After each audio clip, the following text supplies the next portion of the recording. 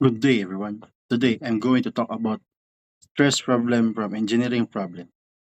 First, a steel rod with a cross-sectional area of 200 mm squared is subjected to a force of 10,000 Newton. Find the stress.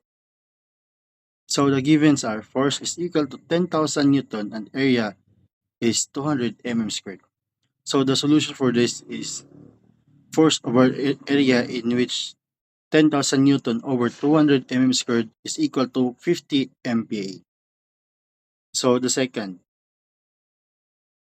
a concrete column carries a load of 50,000 Newton and has a force cross-sectional area of 500 mm squared. Find the compressive stress. Given a force is equal to 50,000 Newton and area is 500 mm squared. So we just apply the same formula. 50,000 divided 500 is equal to 100 MPa. This shows the column is under a compressive stress of 100 MPa. So problem number 3. A bar is subjected to a force of 8 kilonewton. If allowable stress is 40 MPa, find the required cross-sectional area. So first, we will convert the 8 kilonewton into 8 newton, which is we just multiply to get 8,000 newton. So to find the area, we just simply divide the force of and stress. So 8,000 newton is divide 40 MPa is equal to 200 MPa. Fourth, a circular rod has a 4 diameter of 10 mm squared is subjected to a force of 3,000 Newton. Find the stress. The given is force is equal to 3,000 Newton and diameter of 10 mm. First, we're going to find the area, which is a formula for area is pi d squared over 4. We just substitute the d into 10 squared over 4 is equal to 78.54.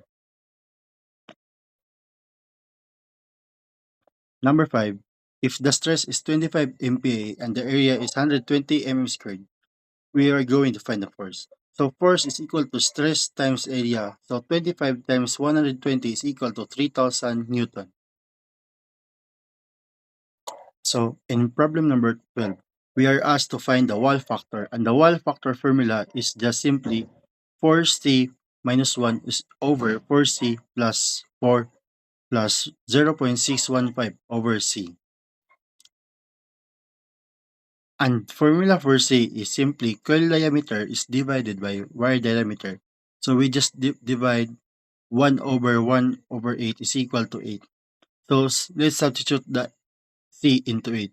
So 4 times 8 minus 1 over 4 times 8 minus 4 plus 0.615 over 8, and we calculate it to get 1.184, and the answer for this is letter B from the choices. And number 14, we are asked to find the Berg's-Streisand factor using the formula 4C plus 2 over 4C minus 3. And to get the C, which is spring index, is similar to the problem number 12. So the C is equal to 8. So let's substitute the value. 4C plus 2 over 4C minus 3 into 4 times 8 plus 2 over 4 times 8 minus 3 is equal to 1.172. And the answer for this is A from the choices. Number 11. What is the difference between the maximum and minimum size limit of a parts? A. Allowance. B. Tolerance. C. Deviation. D. Basic size. So allowance, this is the intentional difference between matting parts, not the range of the size. And tolerance is the correct answer because it is the total permissible variation in size, meaning the difference between maximum and minimum limits. Deviation is not the answer because it refers to how far a size differs from the basic size, not the total range. And basic size is just the standard or nominal size, not the difference. So the answer is tolerance. Number 13. It is the capacity of a material to absorb energy when it is deformed, elasticity, and then upon unloading to increase this energy. What is the capacity of a material? A. Resilience.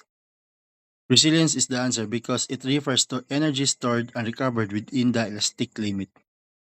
Toughness is just the ability to absorb energy until fracture, not just elastic behavior. Rigidity, it is the resistance to deformation, not the absorption. Ductility, this is the ability to stretch or deform plastically. So the answer is resilience. Lastly, how do you call the strain energy per unit volume required to stress a material from unloaded state to the point yielding? A. Modulus of roughness. B. Modulus of elasticity. C. Modulus of rigidity. And D. Modulus of resilience. Answer is modulus of resilience because it represents the energy per unit volume stored up to the elastic limit. Modulus of roughness is not a standard mechanical property. And modulus of elasticity, it measures the stiffness, not the storage. And modulus of rigidity, it relates to shear stress and strain. And that's all. Thank you.